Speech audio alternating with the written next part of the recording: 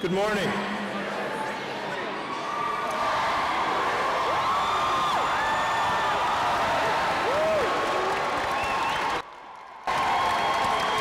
Good morning.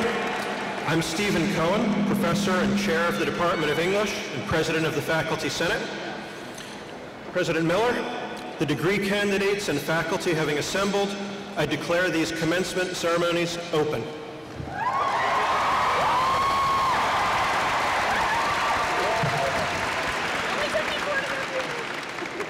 Thank you, Professor Cohen. Members of the Board of Regents, honored guests, faculty, administrative colleagues, parents, relatives, friends of our graduates, and most important of all, graduates of the class of 2015.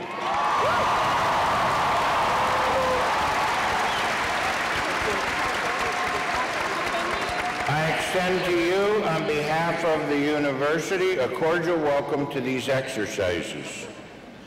The university band, under the direction of Professor Lauren Reynolds, performed our prelude and processional music this morning. Please join me in showing them your appreciation.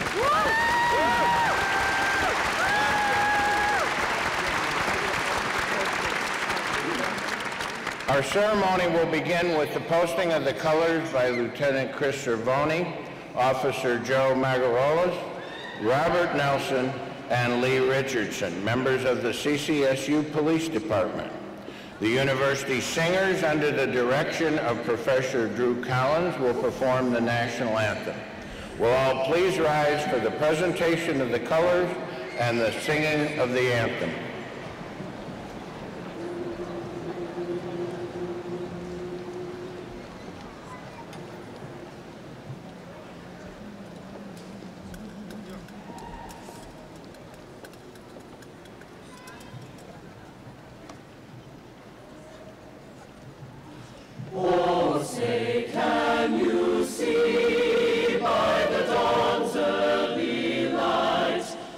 So proudly we hailed at the twilight's last gleaming, whose broad stripes and bright stars through the perilous fight, o'er the ramparts we watched were so gallantly streaming, and the rockets and the bombs bursting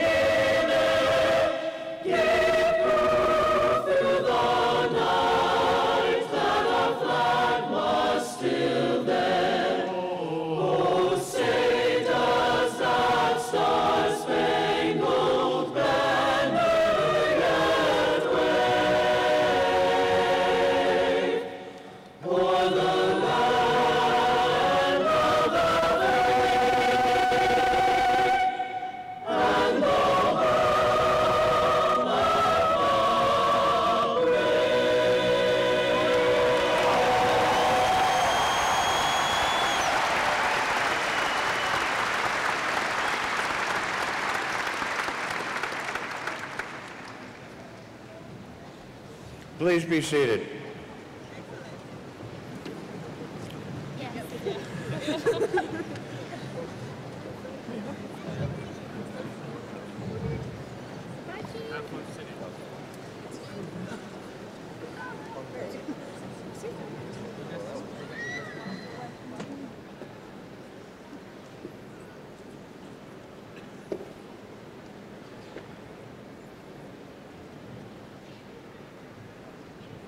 This year marks CCSU's 166th year in higher education.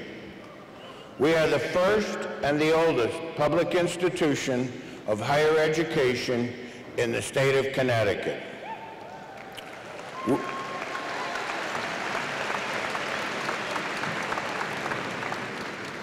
I used to think being the oldest was something was great, but as I get older, I'm not quite as certain of that. We gather this morning to celebrate the achievements of nearly 2,500 undergraduate students who are eligible to receive degrees. Our graduates come from 21 states and 25 foreign countries. Graduates, today is your day, and you have a good reason to celebrate. Today is a culmination of many years of study and sacrifice. But we know that this celebration belongs to many people. Some of them here today who have helped you in your pursuit. I am speaking, of course, of fathers and mothers, husbands and wives, children, relatives, and friends who have done so much to support you. Without their help and encouragement, and their own special kind of persistence and courage, it would have been far more difficult for you to reach this milestone. Graduates, look around. I know you know where some of these people are that helped you through. And if you'd like to, for a moment, stand up and point them out and recognize them with your applause.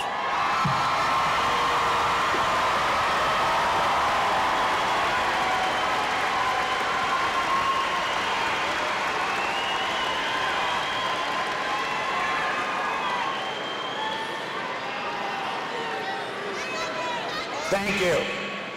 Thank you. While you graduates have worked hard for this day, so have your able mentors, our faculty. They are highly skilled and talented people whose life's work it has been to build the university. Over and over again, our faculty demonstrate their commitment to high standards. I want to give our graduates gathered here today the opportunity to join me in giving recognition to all of those who have served as teachers, mentors, colleagues, and friends during the course of your study. I ask the faculty here this morning to please rise, and I invite you all to recognize them with your applause.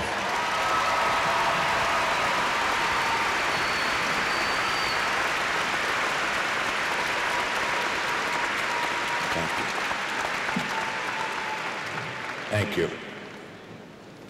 Everyone has a marvelous story here today, and I'm going to illustrate very briefly a few of them. One of our graduating seniors began pursuing his diploma at Central in 1965, 50 years ago. Ron Farina was 17, leaving home when his father, in a fit of rage, told him he'd never finish college. And it looked that way in the beginning. Ron completed one semester at CCSU before heading off to Vietnam with the Marine Corps. 5 years ago, Ron found his way back to the campus. He'd built a successful career as a national corporate headhunter and owned a management search firm. His good fortune enabled him to retire early and turn his attention to fulfilling his lifelong dream. Still, he faced more hurdles. He was forced to take a year off from his studies to battle a disease that could have left him blind. This past winter, he fell and broke his back. He would not be denied. Today, this creative nonfiction major is graduating magna cum laude, and he is currently working on a memoir, A Vietnam Veteran's Experience Returning to College. Ron, congratulations.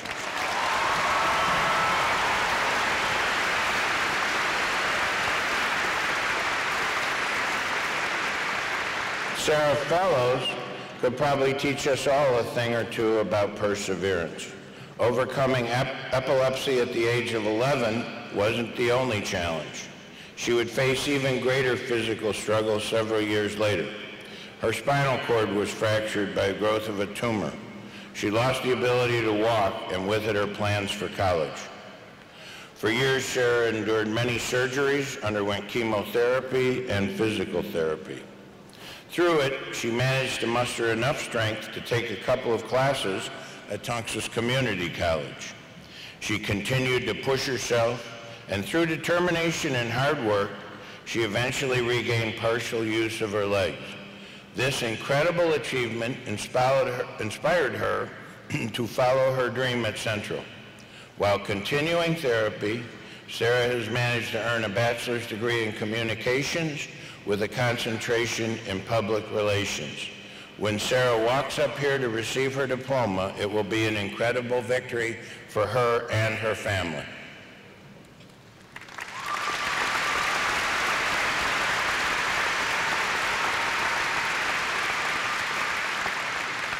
Finally, Patrick Deptula has rocketed his way through CCSU. You'll understand what I mean in just a second. Patrick spent many hours helping fellow engineering major students with related coursework. Students often commented on Patrick's ability to help them understand complex problems and concepts, and it led Patrick being asked to be a peer mentor leader for his first-year experience class. He was active in the Polish and Lunar Exploration Clubs, a member of the Hybrid Rocket Propulsion Team. Patrick excelled in research and earned the position of team leader. His work led to 3 scientific papers being written by him and the awarding of a grant. What is especially amazing is that Patrick managed to earn membership in 2 honor societies, mentor scores of fellow and prospective students, conduct challenging research, all while completing the distinctive and rigorous 4-year mechanical engineering program in just 3.5 years. Patrick is headed to Florida, to the University of Florida, to be a student in their outstanding PhD program in mechanical engineering and aerospace. My congratulations to all 3.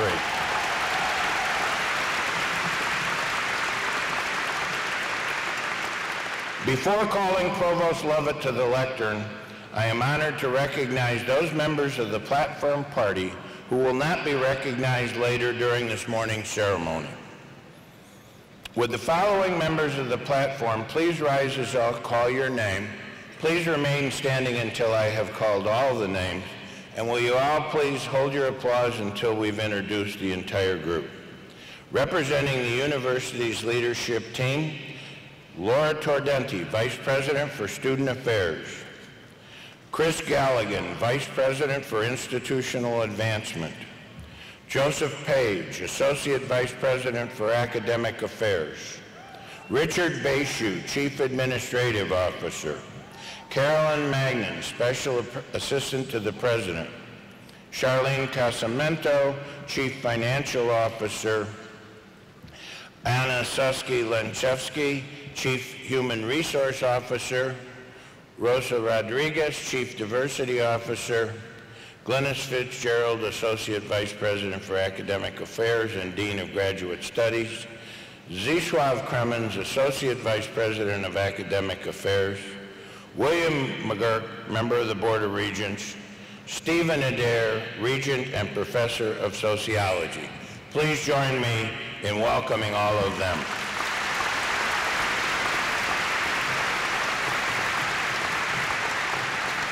I am now pleased to call upon Dr. Karl Lovett, Provost and Vice President for Academic Affairs. Dr. Lovett serves as the Senior Officer for all of Academic Affairs, faculty, and academic support. His diligent efforts and positive attitude are appreciated by all of us. Dr. Lovett.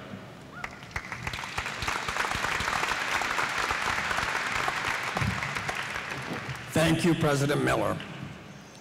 Sworn in on January 5, 2011, Richard Blumenthal is serving his first term as a United States Senator from the state of Connecticut. Senator Blumenthal served an unprecedented 5 terms as Connecticut's Attorney General, fighting for people against large and powerful special interests. His aggressive law enforcement for consumer protection, environmental stewardship, labor rights, and personal privacy has helped reshape the role of state attorneys general nationwide and resulted in the recovery of hundreds of millions of dollars for Connecticut taxpayers and consumers each year. He also advocated for reforms in the health insurance industry to assure critical health care coverage and lower pharmaceutical drug prices. He has worked relentlessly to eradicate corruption in state government and make state contracting accountable, fair, honest, and transparent. Senator Blumenthal has personally argued several major cases in court including his successful effort to uphold the Connecticut Sex Offender Registry in the Supreme Court. He has fought and sued the federal government for failing to follow or enforce environmental laws and energy statutes, as well as imposing multi-million-dollar unfunded mandates on local taxpayers under the No Child Left Behind Act. Senator Blumenthal currently lives in Greenwich, Connecticut with his wife Cynthia and their 4 children. It is indeed my pleasure to introduce U.S. Senator Richard Blumenthal.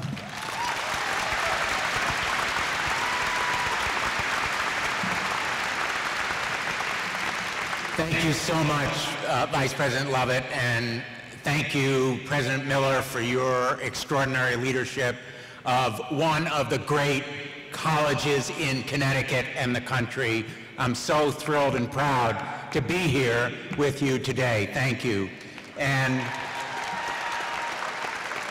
I want to say a special thanks to John Larson, my colleague for nearly 30 years in state and federal government, who exemplifies the kind of public service that so many graduates of this extraordinary institution provide to Connecticut and the country. Thank you to John Larson for your wonderful public service and your contributions to Connecticut. I want to say a thank you also to one of the great faculties in Connecticut. Thank you for laboring long and hard, and your work is reflected in the excellence and energy of this gathering today. And the mention of Ron Farina reminds us of the veterans who are with us today. Some who are graduating, some in the audience, all of you, every one of you, in your service has made it possible for us to have the great freedoms to speak, to come together in assembly, to teach without censorship, to learn. All of those freedoms are won and maintained and kept by our veterans. Would you please stand so we can recognize you among the graduates and in the audience?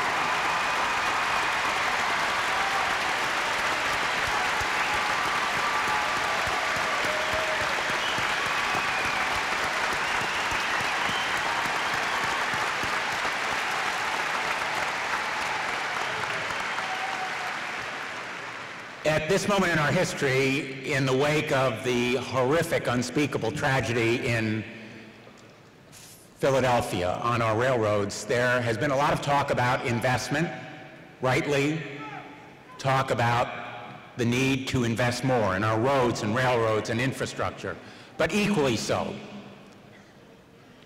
maybe even more so, to invest in what we see before us today.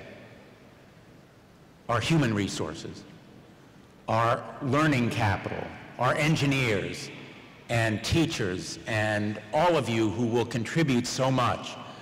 You are an investment, and we need to reduce the burdens of college debt on every one of you who graduates today by investing in our future. So with this group as an example, let us take inspiration from you and reduce college debt, make college more affordable, reduce the interest rates, reduce loans, more grants, more Pell Grants, so that we invest in our future. You are showing us the way, showing us by your courage and strength. President Miller has mentioned 3 of you, but I know there are many who struggled and worked not only in the classroom, but in jobs to get through, took care of children. Thank you to every one of you for persevering and for showing us your grace and dignity and your courage to make today possible. Thank you to all who supported you, your loved ones and family, and enjoy this day. Congratulations to the great class of 2015. God bless you, and God bless our great country.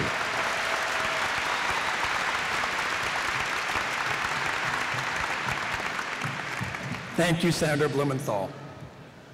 The Connecticut Board of Regents for Higher Education was established in the Connecticut General Assembly in 2011 to govern the 4 Connecticut State University, 12 Connecticut community colleges, and Charter Oak State College. Here to bring greetings to this year's graduates on behalf of the Board of Regents is Mr. Matt Fleury. Good morning and congratulations. On behalf of my fellow members of the board, I join with President Miller and the assembled dignitaries to bring greetings and congratulations to each member of the class of 2015, and our gratitude to all the parents, families, friends, and the faculty and administrators and leaders and others who have supported you, today's graduates. I'm honored to be with you on this wonderful occasion. A significant milestone for you, and you should be incredibly proud of your accomplishments. We are very proud of your accomplishments, for it is not a journey which was completed easily. As you well know, there's no shortcut to earning an undergraduate degree, but the benefits are extraordinarily important for you and for all of us. Our joy rests not only in what you have accomplished and the meaning that it holds for you and for your families and your futures, but what it means for the broader community beyond Central. Whatever your field of endeavor, whatever path you have chosen, you can and will make a difference. And in many ways, you're already doing so. Witness the examples we've been given by President Miller.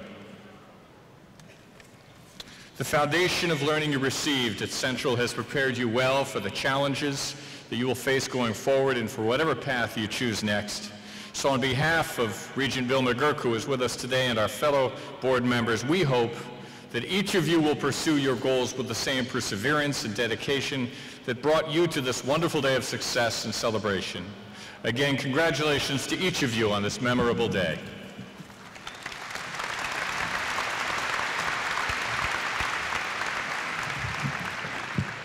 Thank you, Mr. Fleury.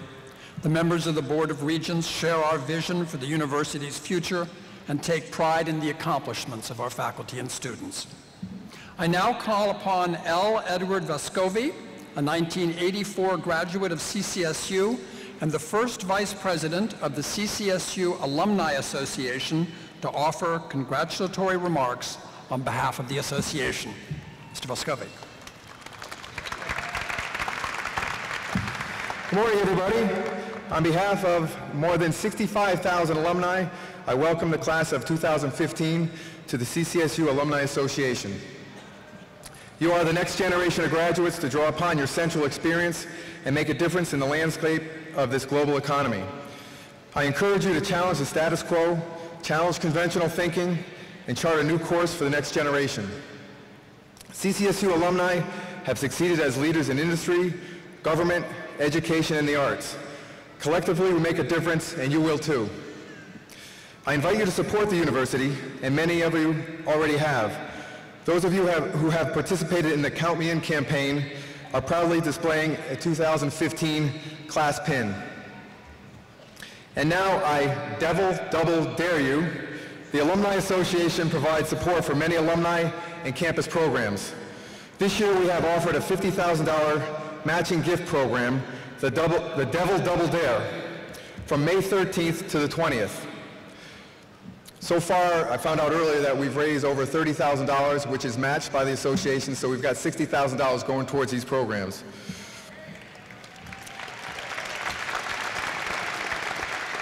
Imagine the impact your donation will have. Your support is important. Private gifts support student success by providing funds for scholarships, academic programs, the library, and department resources, and everything else that makes CCSU great. For all the friends and family out there, you can make a donation in honor of your graduate. Just access the university's webpage and click on the Devil Double Dare icon. What a great way to celebrate a CCSU education. So your relationship with the university started when you decided to attend Central and will continue throughout your life. The common bond that binds us together is our shared experiences as students at CCSU and the benefits as Central alumni. I encourage you to be advocates for higher education, and in particular here at CCSU.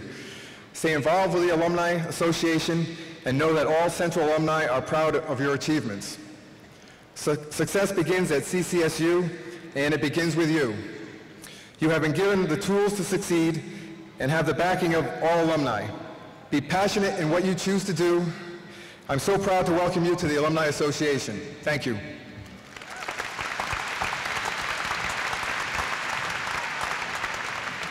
Thank you, First Vice President Vescovi.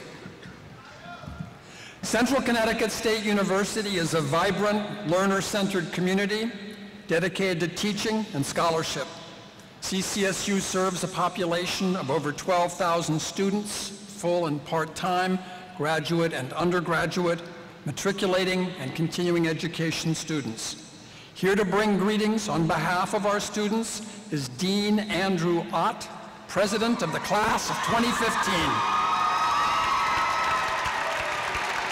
Dean will receive a Bachelor of Arts degree with a major in history. He's graduating cum laude. Please welcome Dean Andrew Ott.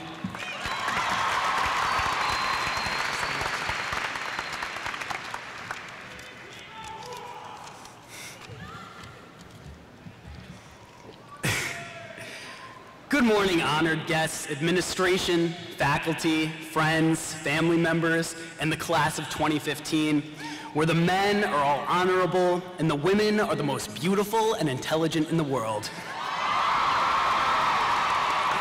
Now, I'm not just saying that to flatter you, but because I'm dating a girl from CCSU, and without her support, I would not be up here speaking to you all today. Thank you to my parents, my brother, my roommates, and close friends who have all supported me throughout my time here at Central. My name is Dean Ott, and I am your senior class president. Today marks the end of a journey for all of us, and whether it was a 4, 6, or even 7-year journey, we have been changed by it. I am sure we all learned a lot from our professors, overpriced textbooks, and online classes. But I believe that we have all learned even more from one another that will last long after we are gone. Think of it like the Wizard of Oz. We all came to CCSU with deficits. Maybe we did not lack a heart, but we lacked compassion. Or perhaps it was not a brain we were missing, but common sense. Maybe from the girl in math class who always forgot her calculator, we learned to be prepared. Or from Scooter Boy, we learned to do what you love and not care what anybody else thinks about it. Now, I'm not saying that we're all perfect people after our time here at Central, but we certainly have changed, and at least some of that must be for the better. If we never see each other again, it does not mean our presence from each other's lives is gone. When you see President Obama on the news, you may think about how incredible it was for him to come here, and how excited you and your friend were to wait for a ticket outside of Kaiser Hall. That is until you saw the line. If you decided to stick it out and remember a joke or funny story your friend told you to pass the time, your friend is still with you. If I ever encounter a panic alarm, I may flash back to the lockdown, being terrified with my fellow classmates, trapped inside a classroom. But I will always remember the kindness I saw that day when a classmate was crying and someone that had never spoken to them before held them. I'll remember that compassionate act and be grateful that I had the chance to know a group of such great people. When the world feels too big, make it smaller by thinking of your classmates here at CCSU. There are people who are graduating here that will go on to become lawyers, doctors, politicians, and even social workers. They may be very different from you, but they understand what it feels like to be running late to class and not find parking. They have also been weirded out by that naked blue devil statue in Devil's Den. They have waited patiently for the same snow day emails every week this winter that you have. They know and can understand little things about you that you never realized counted. Someday when you are older, living in the real world, you may find yourself feeling nostalgic about your days here. Remember that these people will always be with you, and you will oftentimes find them where you least expect. The seeds of our future will always lie in our past, here, with one another. And no matter how difficult or frustrating life will be, we will always have the memories that helped shape us to make it through. Congratulations, class of 2015.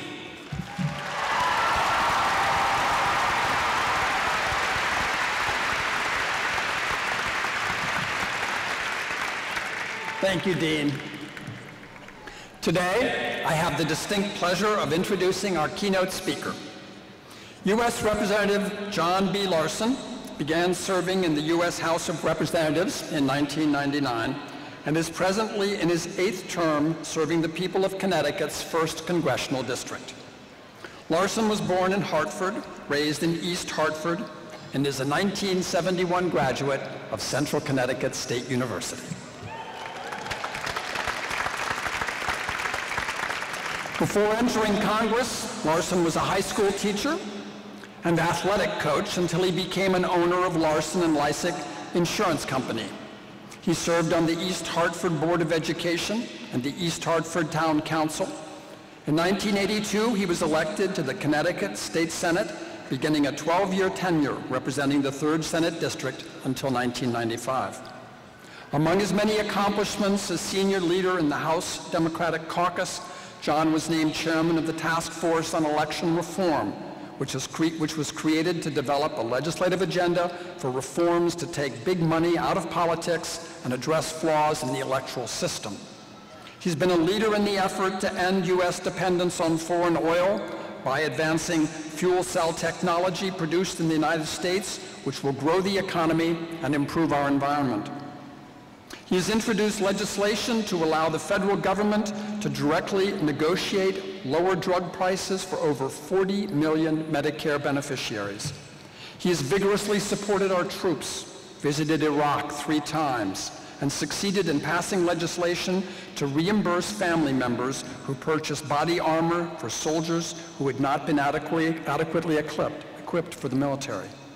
The Congressman and his wife Leslie have 3 children, Carolyn, Laura, and Raymond, and are lifelong residents of East Hartford. Ladies and gentlemen, please join me in welcoming Congressman John B. Larson.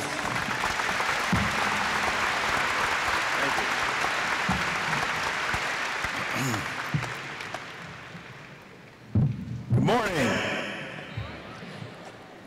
Congratulations, class of 2015. I want to thank President Miller and President Ott. I think you might have a future in politics. I like that line about the most intelligent men and the most beautiful women, inasmuch as my wife graduated from Central as well, and I'm sure that she appreciated that. And my daughter is a junior at Central Connecticut. That's right. You know, having graduated from Central and witnessing the incredible growth of the university on so many levels, I think, as President Ott said, was underscored by the visit from the President of the United States and Commander-in-Chief of our forces, Barack Obama. What a great tribute to this university. What a great feeling as a graduate of Central to fly on Air Force One and know that its destination was Central Connecticut State University. You should be proud of the fact. Central has come a long way since 1971. And so have all of you. And amidst this celebratory day and rush of sentiment about your time here, take a moment, take a deep breath, and reflect on those parents, those friends, those faculty members and teachers who made this all possible. To them, I say congratulations as well. And speaking of sentiment, I would be remiss standing here and not remembering a dear professor and mentor of mine, Dr. Peter Tolis, who will always remain in my heart one of the most gifted and talented minds that I've ever had the opportunity to engage, and an incredible professor here at Central. And of course, this past year, Central lost a great leader in its community, its legendary basketball coach, Bill Dietrich. A man who was more than a basketball coach and who gave so much, including producing and mentoring your current basketball coach, Howie Dickerman. But what Bill Dietrich used to say about Central is something I think all of you should take to heart, and is probably true in so many cases. He was proud of Central grads because in the pursuit of life's opportunities, he would say, they seemed to work harder, wanted more. Like so many, were probably the first in their families to go to college, and therefore maybe had a little bit more to prove. We miss him deeply. Today, you receive your diploma. This parchment validates your credentials. It doesn't say, however, that you're finished, though you've completed your courses.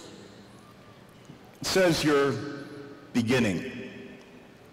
In many ways, this diploma is an invitation. I submit that it's an invitation to serve the nation. Now more than ever, your country needs your attention, your care, your participation. Consider for the moment, if you will,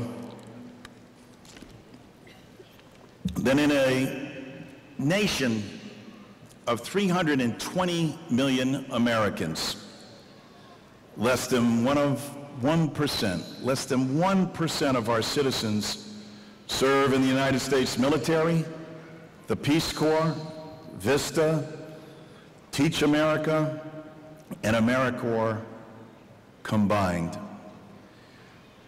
We are a nation that has been at war for the last 13 years, and yet during that time, only a few of our fellow citizens, some who Senator Blumenthal acknowledged earlier, who wear the uniform of this country, have borne the burden and sacrifice for the entire country. We, of course, forever owe them a debt of gratitude. But a republic like ours cannot long survive if only 1% of the nation is required to carry all of our burdens. As citizens, we cannot defer responsibility to the few, what is the task of the many.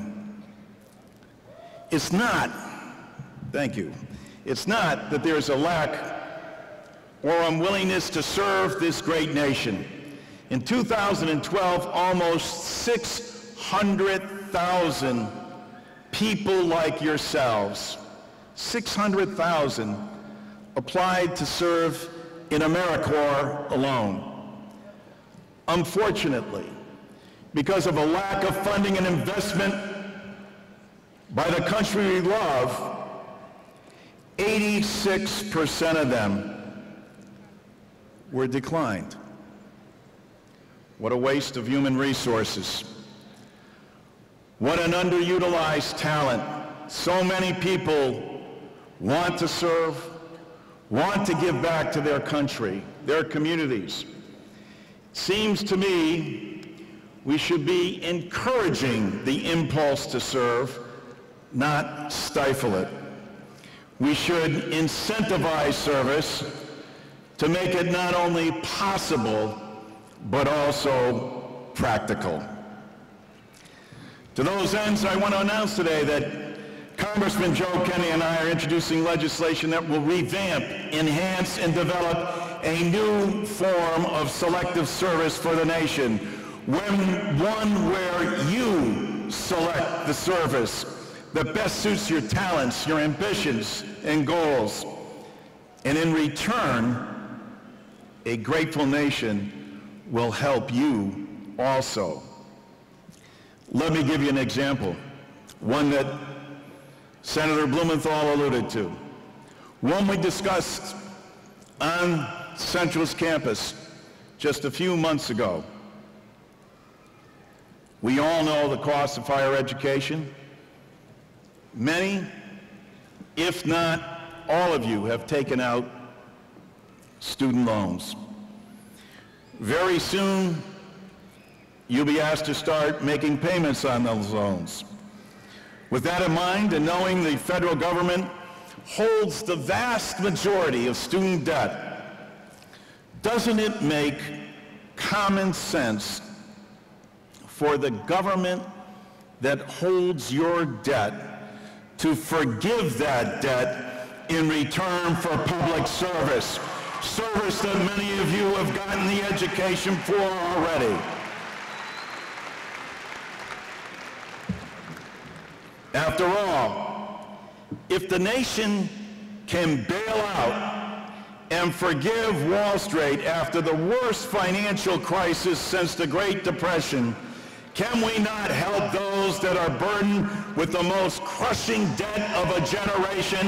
Can we not help the very citizens that we're going to rely on for our future? This is what the great calling of government is. This is why we, the people, form a more perfect union, is to help one another out. We should not place students like yourself, graduates like yourself, in the situation where they have to forego the opportunity to start a family, forego the opportunity to buy a home because they're burdened with debt. This is why part of the solution is to have a national service program. A program that in return for service to your country relieves you from the burden of your debt. Of course, there's need to have other incentives as well, and our proposal will do that. Our goal is to create a Director of National Service, a cabinet-level position in the White House with a board of directors that will govern the program, revamping a system to provide opportunity for all Americans, the way Presidents Lincoln and Kennedy envisioned. National service that is mutually reciprocal. You provide the service, the country provides the incentives that help you and the communities that you live in, so we can all build a stronger nation. You've accomplished much in the face of a country's uncertain economy. You bet on yourself, on your ability to succeed even in these difficult times. And you and your families invested in your future. You're here today because of your pursuit of your dreams. It's time that this nation puts a bet down on you. It's time for America to invest in you. You are the future. It's time that government recognizes what incredible assets you are. We shouldn't turn away your request to serve. We should give you every opportunity to teach and tutor the underprivileged in our schools, manage aftercare programs, help out in terms of cleaning up our environment, our playgrounds and our local parks, assist the elderly, provide relief during national disasters, act as caseworkers in our communities, serve as educational specialists, and in essence, rebuild our infrastructure, both physical and human. That's what America does. That's what we need to call upon every generation to step up and meet that specific challenge. Government government can do a lot. But government doesn't read to children at night. It doesn't sit with shut-ins or keep his friends off of drugs. Only people caring for one another can do that. We are the preeminent cultural, military leader in the world, but we won't be that way for long in the land of e pluribus unum if we don't all commit to one another. So, graduates, as President Kennedy would say, let us go forward to lead this land we love, asking God's blessings, yet knowing here on earth God's work is our own. God bless you. God bless America. Go Blue Devils.